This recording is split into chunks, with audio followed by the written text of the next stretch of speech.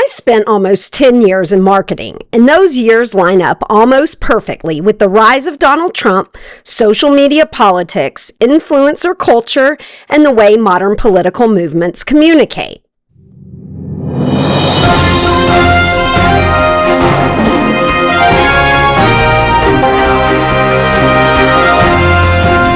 The more I watch modern politics, the more it looks like marketing to me. And this right here, what's been happening at Delaney Hall the last week, demand generation on full display. And before the marketing professionals start jumping into the comments, yes, I know this isn't a traditional demand generation campaign. Nobody is selling software, booking demos, trying to get me into a free trial. But the mechanics are familiar. The stages are similar. Wait, if anyone here is in advertising or marketing, kill yourself. Bill Hicks must be rolling over in his grave. So yeah, I almost didn't make this video. Not because I wasn't interested, because I was. Not because I didn't have opinions, because trust me, I do. I almost didn't make this video because I kept asking myself a different question. What if covering this story is exactly what the campaign wants? Every protest, every confrontation, every politician showing up, all the clicks, all the live streams, designed to get more people talking about Delaney Hall. So why would I help amplify it? Because if my theory about demand generation politics is correct, attention is the goal. But then I realized something. This is an important story to tell. Not the Delaney Hall story itself, but the campaign surrounding Delaney Hall. The messaging, the emotional framing, the mobilization, the contradictions. So let me show you the campaign. I'll show you the facts, the counter-arguments, the omissions, and the contradictions that often get left out. Let's get into it. The first thing every campaign needs is awareness. Before people can care about a problem, they have to know it exists. Now, Delaney Hall wasn't a secret. Activists knew about it, local officials knew about it, people following immigration policy knew about it. In fact, this wasn't the first attempt to bring attention to Delaney Hall. Back in May of last year, politicians were already showing up. There were protests, there were arrests, there was media coverage. But it didn't really break through. In fact, if you'd asked me about this a month ago, I would have remembered the controversy, but not the name Delaney Hall. It was just another detention facility story that came and went. Fast forward to today. The reason I was there was trying to shine a light on the conditions within and the experiences that these detainees are having. Delaney Hall wasn't becoming a story on its own. People were actively making it one. And that's when things started to change. Because once a United States senator shows up, people start paying attention. Not just activists, not just local officials, everyone. We've been coming to Delaney Hall since it opened, right? And we're going to continue to come. We've all been here numerous times just this week alone. We care very much about the people that are inside because we want to tell their stories about who they are, because we think the more Americans that know what their stories are and who they are, the further erosion of support you'll see for President Trump and Stephen Miller's. Wait a minute. That's interesting, because he's not just talking about raising awareness anymore. He's talking about changing minds. The goal isn't simply for people to know about Delaney Hall. The goal is for people to hear these stories and come away with a different opinion. Yeah, that's what I thought. This wasn't just about informing people. It was about persuading them. Makes a lot more sense now. Continuing on. The push. So I just ask people, please pay attention. Even if you're not from New Jersey, we need your help. Share and spread the word about what is happening. By now, the awareness campaign is working, but if I'm being honest, I'm still not entirely sure what I'm supposed to be caring about. And that's where the next stage comes in. Awareness gets people to pay attention. Emotion gives people a reason to care. But here's the challenge. The people trying to raise awareness are often the same people who have spent the last several years calling people like me Nazis, authoritarians, a threat to democracy, all because we support President Trump. So when they say there's a humanitarian crisis at Delaney Hall, I'm not coming from a place of trust. I'm coming from a place of skepticism. I'm hearing from a pregnant woman telling me that she's not getting the medical care that she needs. I heard the other day from a man with stage 3 cancer that's in the detention facility, just wants to be back home with his family, as the doctors say he only has a few months left. All right, I can see what they're doing here. They're not trying to win me over with policies. They're trying to make me feel something, trying to pull at my heartstrings. You know how many lives ICE has saved in these facilities? Because during their medical review, we find something they didn't even know they had, and we provide acute medical care to deal with that situation. Okay, but those are two very different ways of looking at it. One side is telling me people aren't getting enough adequate medical care. The other side is telling me that they've actually saved lives because of medical screenings. Right now, are the detainees literally on a hunger strike? Are they doing okay? So there are detainees in there who are not eating the food because of complaints about the food, but even more than that, but some of the larger complaints with the facilities. I sat with people without guards around to sit and have honest conversations. When I sat with the women, it was stunning. And first of all, the courage of these women, the collective strength and comfort they're giving each other. I talked to a woman that had a miscarriage and didn't get proper treatment. Goodness. I talked to a woman who had just given birth before she was rounded up, taken away from her American child and other American children. And they're complaining about when they come with health conditions or infections, are often just given a Tylenol and told to go away. So yes, if these allegations are true, they are serious. Well, Cory Booker and I talked about his visit to the detention center. If you listen to what he says conditions need to change, but we fall within federal compliance. This isn't a Holiday Inn, Brian. We're not providing luxury housing. What we're doing is we're providing a sanitary place for them to be detained. Yeah, this isn't exactly the Holiday Inn, is it? And maybe that's the point, because at this stage of the campaign, they're trying to get me to see these detainees as victims. But I'll be honest, I'm struggling with that. Not because I think people should be mistreated, they shouldn't. But because we're talking about people who entered our country illegally and are being held at a detention facility. So when Dems describe this as a humanitarian crisis, I'm left wondering, what exactly would they consider acceptable? And maybe that's the bigger problem. Emotion gets people talking. Amplification gets people to hear about it. And once these stories started spreading, Delaney Hall stopped being a local issue. It became a political issue. We applaud that all congresswomen and senators or congressmen are showing up today and yesterday and before. We wanted to make this ask clear, this demand clear. We want every single senator, congressman and congresswoman to show up, and we applaud that he is here showing up some leadership and to lift our demands and to lift especially the demands of the detainees inside. And that's when I realized something. Delaney Hall wasn't becoming a story on its own. People were actively trying to make it one. Amplification spreads the message. Engagement is where people start taking action. This is where a campaign stops being something people watch. Excitement starts to build. People start showing up, taking sides, getting involved, trying to influence the outcome. What am I doing? I'm bothering y'all.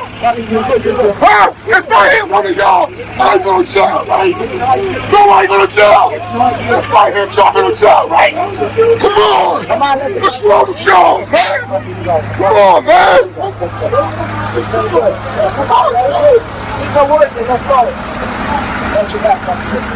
This guy may be my favorite character from all the clips I've seen this week, because he was just trying to do his job, and these protesters, if that's what we're calling them, were preventing him from doing it. And now suddenly he's getting pulled into the story too, accidentally becoming part of the campaign. You can't make this stuff up. No, you can't. These are working class people just like us, bro. These are working class people just like us. What the fuck do you actually know about theory if you're not here for the working class? Okay. This is working class people just like us. Those are the working class traitors, not them. These are not the working class traitors. And this may be my favorite moment in my entire video, because the second this guy leaves, the protesters start arguing with each other, which is actually a sign that the campaign is working, in my opinion. Not because everyone agrees, but because nobody is ignoring this anymore. Once enough people get involved, nobody controls the conversation. So now we got protesters duking it out with one another. Woohoo! Insanity. Engagement creates momentum, and escalation turns momentum into conflict. This is the stage where demand generation gets a little bit weird, because once people are emotionally involved, the goal isn't just awareness anymore. The goal is pressure, escalation, conflict, creating a moment people can't ignore. Oh my, the Democrats sure let crazy out of the bag. And I think I might mean that literally, because after you see some of these next clips, we really should stop encouraging people to protest. Because these people aren't protesters, they're agitators. Adults embracing the teen takeover mentality. And that's probably not a sentence I thought I'd ever say. Every cop, every fed, shoot yourself in the head. Every cop, every fed, shoot yourself in the head.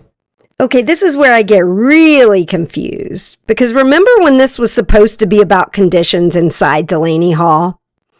Now, if you're trying to convince me that people deserve compassion, why are you acting like this? If you're trying to make me care about these detainees, why am I hearing chants like this? It's awful. The message and the messengers aren't lining up anymore. So yeah, I am not really convinced by this campaign. None at all. None at all. Nope, nope, nope, nope, nope. No. No. Your whole family's back. Family's back. Come on. Children, your wife, come on. Dead. Touch it. My boy. I have your face, mother. You're dead. Dead. We see his face, and I promise you, we will find him. And when we find him, we will arrest him, because it is a crime not only to threaten law enforcement, but not surprisingly to threaten their family as well. And suddenly we're not talking about detention conditions anymore. We're talking about criminal threats. Yeah, we're also saying there is no reason why ICE agents need to have a mask on. Other federal agents do not. You don't see it on DEA agents, ATF agents, FBI agents. You don't see it on our state police, our local police. So there is no rationale other than to be intimidating and threatening to people. And so we are banning masks for all law enforcement in the state of New York. Wow. This is where I started asking questions. Because if people are making threats like that, why are politicians trying to make it harder for ICE agents to conceal their identities? It makes absolutely no sense. None. None. New Jersey law enforcement is today establishing a peaceful, protected protest zone in the area right outside Delaney Hall. My administration will be working together with community members, faith leaders, advocates, and state police to help people move there today. Our top priority is public safety, and we need to take this opportunity to lower the temperature now. And to be fair, that sounds perfectly reasonable.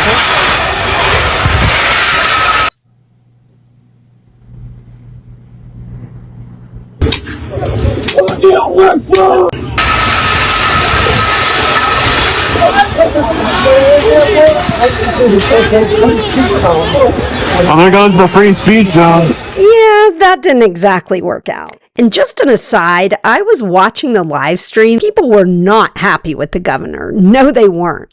At one point, someone suggested calling the governor's office to let her know the state police were there. And someone else was like, no, she's the one that sent them. It was something like that. Anyway, at some point, it dawned on me, the people who these protesters thought were managing the situation and helping them had actually become part of the problem. at least in the eyes of the protesters. I don't know. Let's get out. We gotta go. Time to go.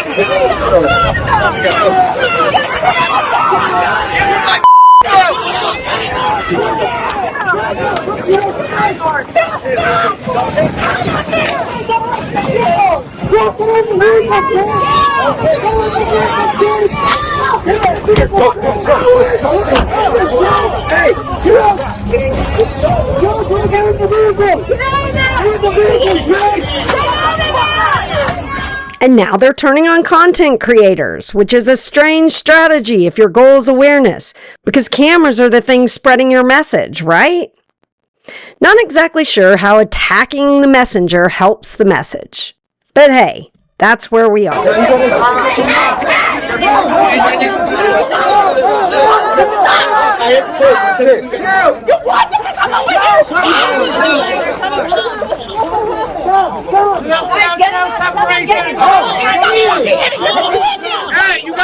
And now they're turning on each other. They're not just fighting ICE anymore. They're fighting everybody. And that's usually a sign that nobody's in control anymore.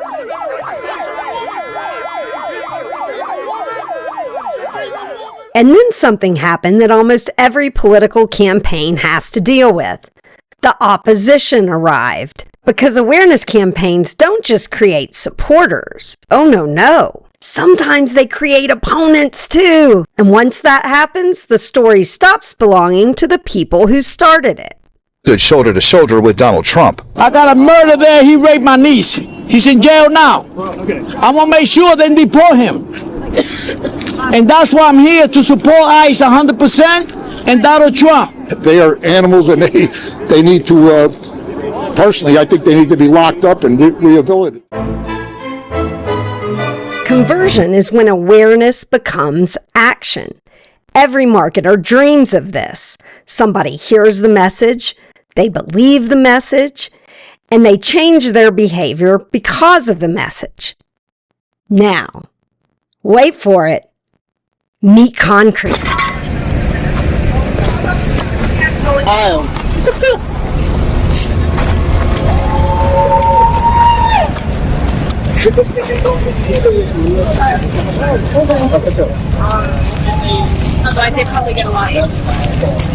After almost a week of awareness campaigns, protesters, politicians, media coverage, somebody finally decided to do something. Protesters were digging up concrete and using it to barricade around Delaney Hall. Was it a good idea? I'll let you decide. And right now here in New Jersey, we have elections coming up next Tuesday. You know, I just voted today or voted early for the primaries. Like, make sure you're getting out there, that you're making sure people are going out to vote. You're choosing those, campaigns, whether yours or others, that you can get behind. And there it is, the call to action, what we marketers like to call CTA. Senator Kim wanted people to know about Delaney Hall, and he wanted them to take that awareness to the voting booth. Does that surprise you? Yeah, me either. I'm always a call away wherever you want to take me. I'm not here to duck the exposure. I love the exposure. You know I work with your men and women, whatever you want. You pick. You pick. You pick what they say is the best one, and you pick what they say is the worst one. No, you pick the detention facility, and I'll escort you there. I'll pick. I'm not afraid of this. And that's what really bothered me. One side was saying, hey, just trust me. And the other side was saying, hey, come look for yourself. And maybe that's the lesson. Democrats are usually very good at this. They're good at generating awareness. They're good at generating emotion. They're good at building movements. And judging by everything we've seen, this campaign generated plenty of attention. Whew, not necessarily good attention either. But the people trying to persuade me never really persuaded me. And that's because the message and the messenger, they never lined up. This wasn't traditional demand generation. Nobody was selling me a product. This was a political demand generation campaign. The goal was to change minds. And while it got my attention, it never really got my trust. Because awareness is easy, but trust is hard. I hope you enjoyed that one. Whew, it was a long one, but I've really been wanting to get the perfect demand generation campaign example, and this was it. I would love for you to like, comment, and subscribe. Give me your thoughts in the comments because I'd like to get a discussion going. I mean, we could take this so many different directions. The fact that this demand gen campaign is still going on, probably as we speak right now, blows my mind. I hope you have a blessed day. This is the Bleeding Heart MAGA, and I'm out.